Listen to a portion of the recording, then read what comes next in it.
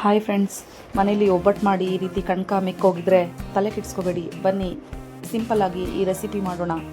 ಇದಕ್ಕೆ ಬೇಕಾಗಿರೋದು ಹುರುಳಿಕಾಯಿ ಪಲ್ಯ ಅಥವಾ ಆಲೂಗಡ್ಡೆ ಪಲ್ಯ.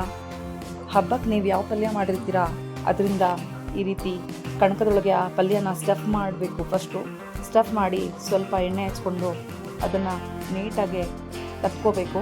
ಒಂದು ಸ್ವಲ್ಪ ಅಗಲವಾಗಿ ತಟ್ಕೊಂಡು ಅದನ್ನು ಬೇಯಿಸಿದ್ರೆ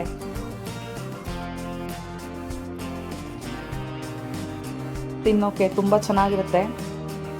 ನಿಜ ಹೇಳಬೇಕು ಅಂದರೆ ಪಿಜ್ಜಾಗಿಂತ ಟೇಸ್ಟಿಯಾಗಿರುತ್ತೆ. ಮಕ್ಕಳಿಗೆ ಈ ರೀತಿನ ಮಾಡಿಕೊಡಿ, ತುಂಬ ಖುಷಿಪಟ್ಟು ತಿಂತಾರೆ.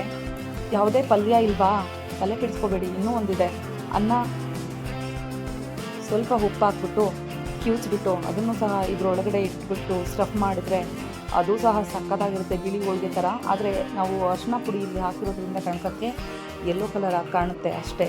ಅದು ಬಿಳಿ ಹೋಳಿಗೆ ಆಗುತ್ತೆ ನೋಡಿ. ಈ ರೀತಿ ಹೆಂಚು ಮೇಲೆ ಹಾಕ್ಕೊಂಡು ಬೇಯಿಸ್ಕೋಬೇಕು. ಎರಡೂ ಕಡೆ ಚೆನ್ನಾಗಿ ಬೇಯಿಸ್ಕೊಂಡ್ಮೇಲೆ ತಟ್ಟೆಗೆ ತೆಗೆದಿಟ್ಕೋಬೇಕು. ಈ ರೀತಿ ಉಳ್ದ ಎಲ್ಲ ಕಣಕವನ್ನು ಸ್ಟಫ್ ಮಾಡಿ ಈ ರೀತಿ ಬೇಯಿಸ್ಕೊಂಡು ಸಂಜೆ ಟೀ ಜೊತೆಗೆ ತಿನ್ನಿ, ಮಜವಾಗಿರುತ್ತೆ. ಇದೇ ಥರ ರೆಸಿಪಿ ಬೇಕಾದಲ್ಲಿ ನನ್ನ ಯೂಟ್ಯೂಬ್ ಚಾನಲ್ ವಾಚ್ ಮಾಡ್ತಾರಿ.